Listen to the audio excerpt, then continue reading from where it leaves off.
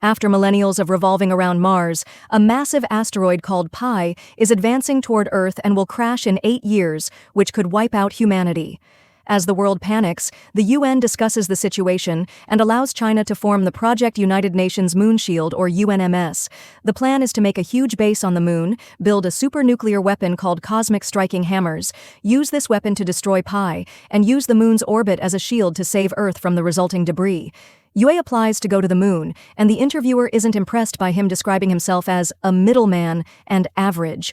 Instead of an engineering position, he's offered maintenance. Desperate to go, Yue accepts, and soon he's flying to the moon with a whole crew of astronauts. 8 years of hard work pass, and the team finally launches the superweapon, which they happily celebrate. However, Yue's attention is on Langsing, the base commander who he has a crush on.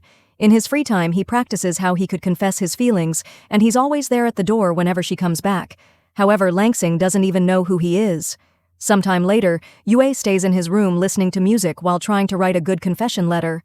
Meanwhile, Langsing receives terrible news. A solar storm has caused one of the missiles to go off course, and some asteroid debris has escaped the lunar orbit. In 27 minutes, those asteroid fragments will destroy the base. Langsing immediately raises the alarm and orders everyone to evacuate. But since Yue has his headphones on, he doesn't hear any of this and stays in his room. All the astronauts rush to get in the evacuation rockets and finally abandon the moon. It isn't until Yue looks through the window that he learns about this. He immediately gets on a car and drives as fast as he can, noticing that all the rockets have left except for one. Yue starts going faster as he tries using the radio. However, the debris is too close and it gets in the way of the communications system. There's a crater ahead, and Yue tries to jump over it instead of avoiding it, but he ends up falling. At that moment, Langsing launches the last rocket, leaving Yue stranded on the moon. Yue climbs out of the crater as the asteroid debris crashes on the moon. He starts running around dodging the rocks to reach the base, which soon begins getting destroyed as well. Now Yue also has to dodge the falling pieces of building as the base goes down. After being knocked down once, he tries to make a big jump to hide in the crater, only to be knocked down again. While he's unconscious, a huge asteroid fragment makes its way toward Earth.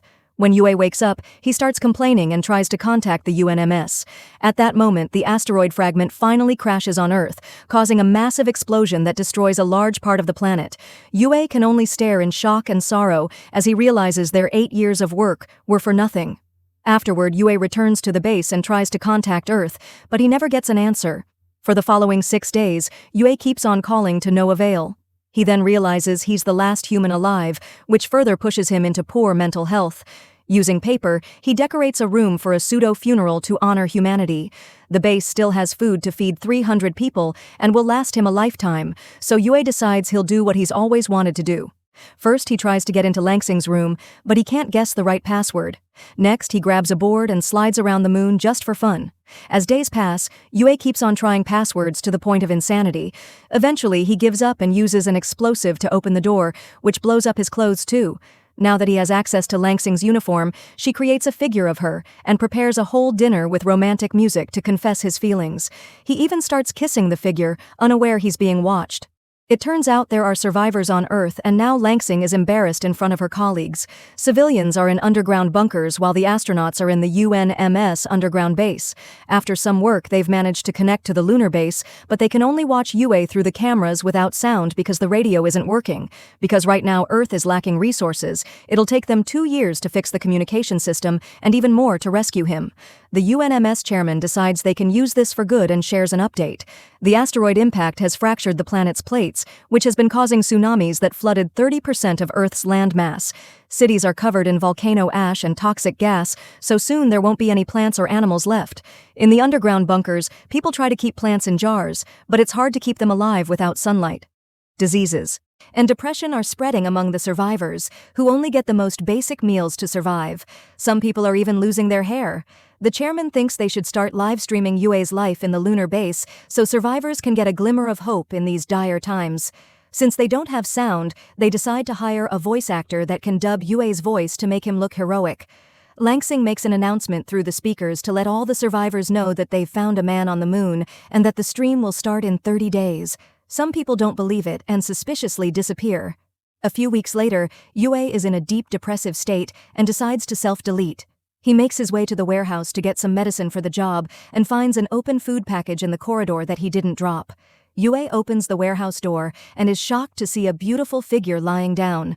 Thinking it's a woman, Yue starts flirting as he comes closer, only to discover it's actually a kangaroo left behind by the research division. At the same time, Langsing starts the live stream, so the first thing everyone on Earth sees on the screen is King Kong Roo. The voice actor they hired yells, "What a fantastic day," making it look like the kangaroo talked. To apologize for his mistake, the actor tries to play his flute, but that only gets him beaten up. Thankfully, the survivors assume the audio is delayed and don't think the kangaroo is actually talking, so Langsing decides they'll make the voice actor narrate instead. On the lunar base, Yue reads the research regarding Kong, learning he's aggressive and gluttonous, which is why he's been raiding the pantry. He grabs a shovel and goes back into the warehouse to get the medicine. When Kong appears behind him, Yue waves the shovel only for it to break. Then Kong grabs the handle and bends it before beating Yue up. Next, Yue dresses up as a female kangaroo and tries to keep Kong distracted, but when he's about to reach for the medicine, Kong brings him down and tries to do the naughty to him. This causes the mask to fall off and Yue gets kicked off the warehouse. Moments later, Kong starts advancing into other parts of the base. Then Yue appears with a Gatling gun that he just 3D printed and opens fire, shooting plastic balls at Kong as he chases him around the base. However, Kong suddenly turns around and starts chasing Yue instead. As the voice actor plays his flute to make the scene epic, Yue and Kong start fighting each other hand to paw.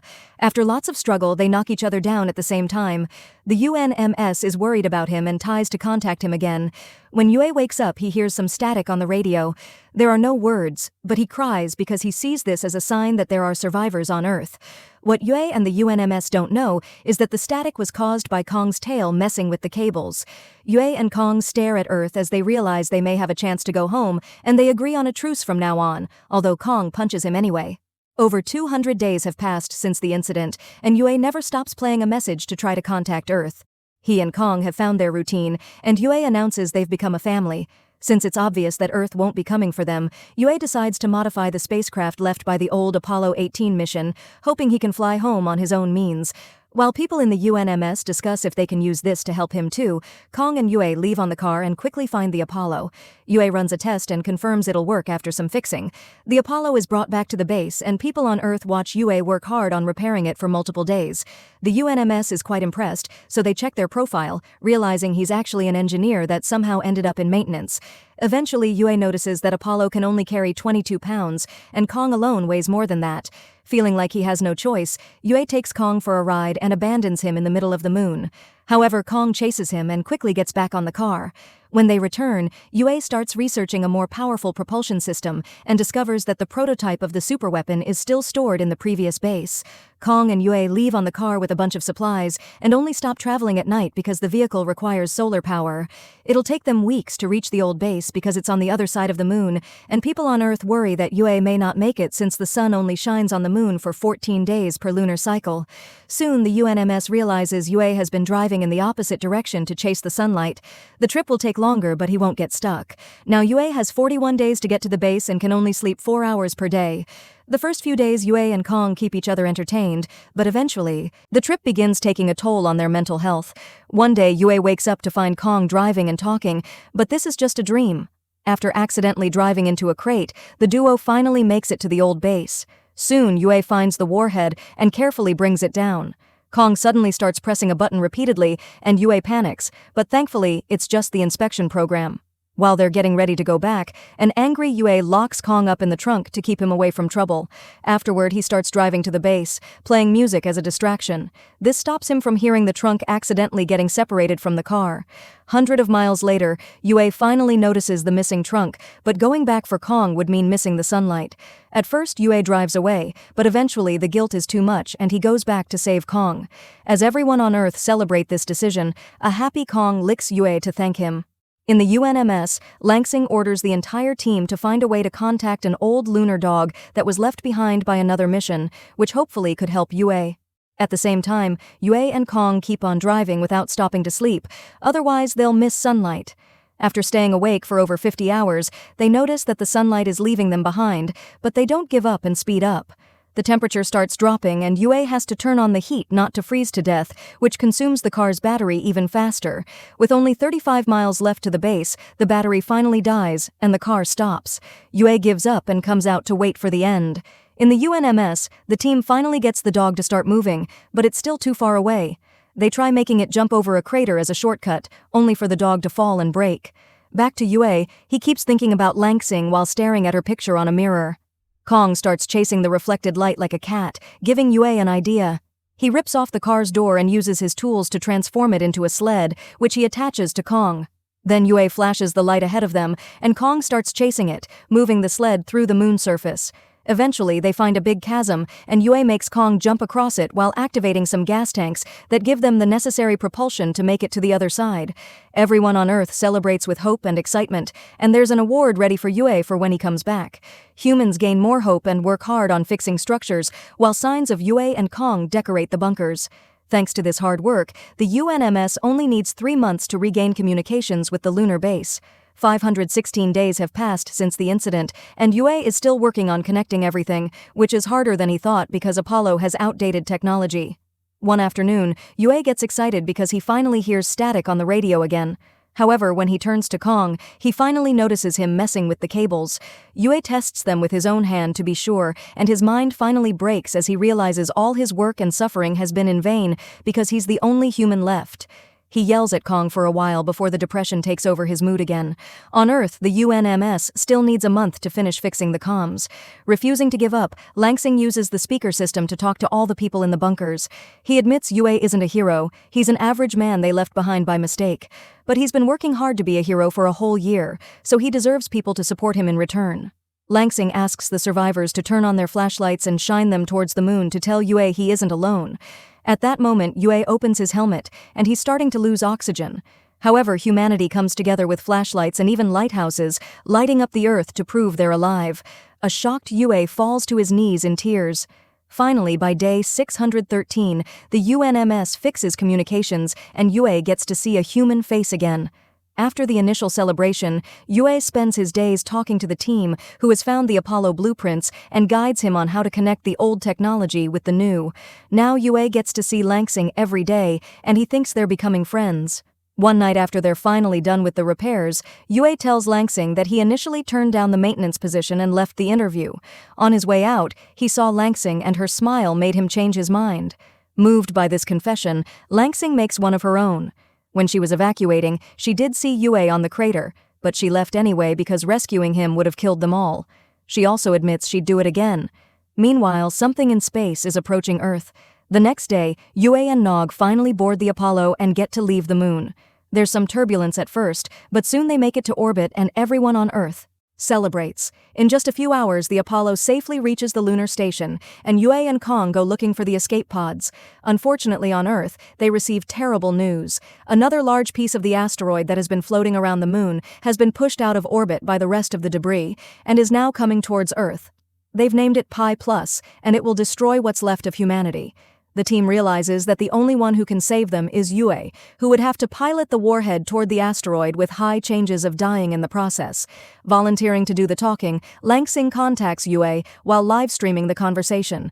However, Yue already heard everything because they left a mic on, and he's ready to do it because he wants to protect Langsing and humanity. While survivors are told to hide in the bunkers, Yue cries as he shares an emotional goodbye with Kong before sending him back to Earth on an escape pod. Afterward, Yue takes off in Apollo and discovers there's a field of meteorites on the way. Yue concentrates on piloting to dodge them as the Apollo gains speed, but unfortunately the ship gets hit anyway and begins spinning out of control with a broken thruster. Yue doesn't know what to do, but luckily Langsing has a plan. He must open the door so the depressurization can compensate for the rotation momentum. Sadly, the door is jammed, so Yue starts kicking the hatch until it opens. This effectively makes the Apollo stop. At that moment, Yue sees the ship's engine floating away, meaning the Apollo doesn't have power. He has no choice but to move the warhead manually, but before leaving, Yue tells Langsing he doesn't blame her for leaving him behind, and asks her to live-stream his last moment. Then Yue leaves the ship and gets the warhead ready, while offering a heartfelt speech as his goodbye to humanity. Everyone on Earth cries as Yue uses his jetpack to guide the warhead toward the asteroid. While Kong's pod lands in the ocean, Yue sings during his last minutes. The pressure of the asteroid destroys his suit, yet Yue doesn't give up, and once he's close enough, he asks a crying Langsing to activate the explosive. A huge explosion destroys the asteroid, and all the survivors come out of their bunkers to watch the meteorite shower that symbolizes they're safe, but also that Yue is dead. Over 10 years pass, and humanity has been working hard on rebuilding Earth to make it beautiful again. There's still much more to do, but at least now they can be outside in the fresh air. The chairman has retired, and Kong has a statue in his honor. He also lives with other kangaroos in a reserve. Meanwhile, Langsing flies with a new group of astronauts to the moon to clean up the old base. There she imagines that Yue is by her side watching the remains of Pi Plus, forming a planetary ring around Earth.